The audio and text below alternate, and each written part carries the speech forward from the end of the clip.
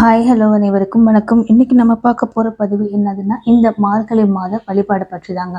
பொதுவாகவே மார்கழி மாதம்ன்றது எல்லா தெய்வங்களுக்கும் உகந்த மாதம்.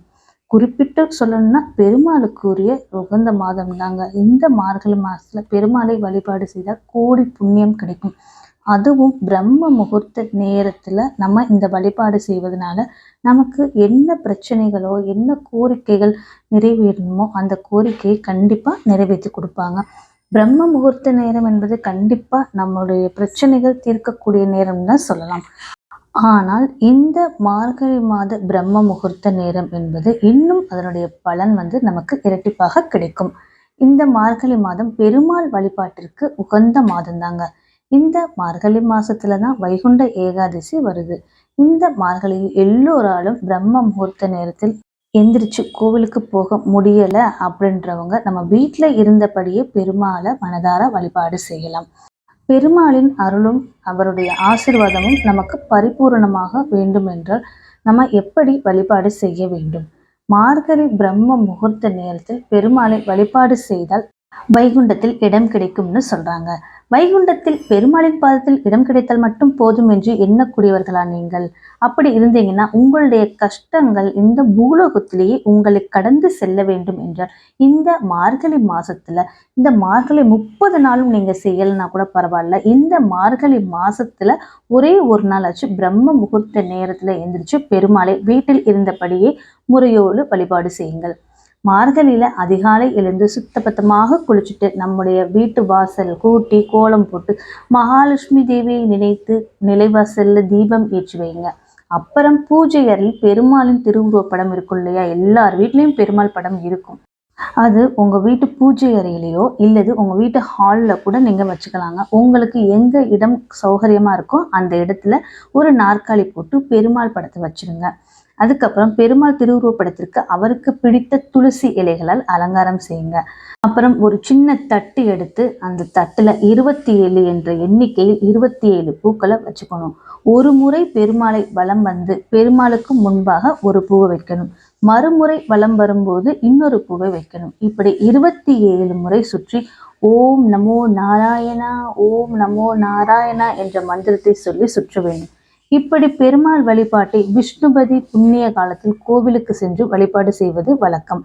ஆனா நம்முடைய கஷ்டங்களை தீர்ப்பதற்கு விஷ்ணுபதி புண்ணிய காலம் நாள் வரும் வரை காத்திருக்க முடியாது இல்லையா?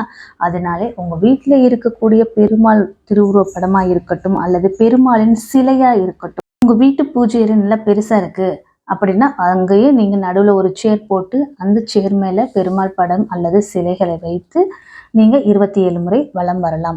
இல்ல வீட்டு பூஜையே ரொம்ப சின்னதா இருக்குன்னா உங்க வீட்டு ஹால்ல கூட நீங்க இந்த வழிபாட்டை செய்யலாங்க. ஆனா பிரம்ம முகூர்த்த நேரத்துல செய்யணும். ஒன்றும் இல்லை, நீங்க பெருமாளை வலம் வந்து 27 முறை வலம் வந்து 27 பூக்கள் பெருமாள் பாதத்துல வைக்கணும். அதுதாங்க பண்ண போறீங்க. இதுதான் விஷ்ணுபதி புண்ணிய காலம்.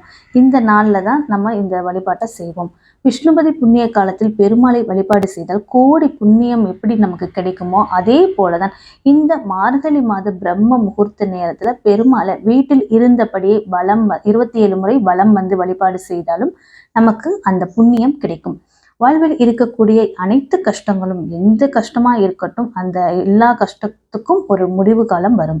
இன்னொரு கேள்வியும் உங்களுக்கு வரலாம், ஏமா இது நம்ம வீட்டில் தான் நம்ம செய்யணுமா இந்த வழிபாடை, கோவிலுக்கு போய் செய்யக்கூடாதா அப்படின்னு கேட்கலாம். கண்டிப்பாக பிரம்ம முகூர்த்த நேரத்தில் எந்திரிச்சு உங்களால் கோயிலுக்கு போய் பெருமாளை வழிபாடு செய்வதும் ரொம்ப நல்லது. கோயிலுக்கு போக முடிந்தவர்கள் கோயிலுக்கு போய் கூட நீங்க 27 பூக்கள் வைத்து பெருமாளுக்குரிய துளசி மாலையை கொண்டு போய் நீங்க இந்த வழிபாடு செய்யலாம். கோயிலுக்கு போக முடியாதவங்க இந்த மாதிரி வீட்டிலேயே வழிபாடு செய்யலாம். கோயிலுக்கு சென்று கூட நம்ம இந்த வழிபாட்டை செய்யலாம். அது இன்னும் நல்ல பலனை தரும். கோயிலுக்கு போக முடியாதவர்களுக்கு இந்த மாதிரி வீட்டிலேயே வழிபாடு செய்யலாம். நம்ம தினமும் எந்திரிக்க போறதுல இந்த மார்கழி மாதத்துல ஒரே ஒரு நாள் வீட்டுல இருந்தபடி அல்லது பெருமாள் கோயிலுக்கு சென்று இந்த வழிபாட்டை செய்யலாம்.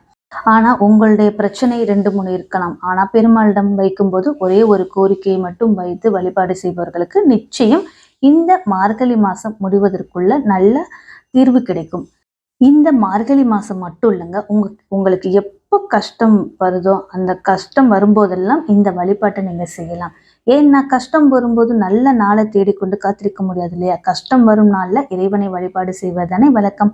கஷ்டத்திற்கு தீர்வு காணும் இந்த வழிபாடு தான் பிரம்ம முகூர்த்த நேரத்தில் செய்தால் இன்னும் நல்ல பலன் கிடைக்கும். ஒவ்வொரு மாதத்திலும் ஒவ்வொரு தெய்வத்திற்கு வழிபாடு இருக்கு. அதே மாதிரி அந்த ஒவ்வொரு மாதத்தில் வரக்கூடிய ஒவ்வொரு நாட்களும் ஒவ்வொரு தெய்வத்திற்கு உகந்த நாட்கள்.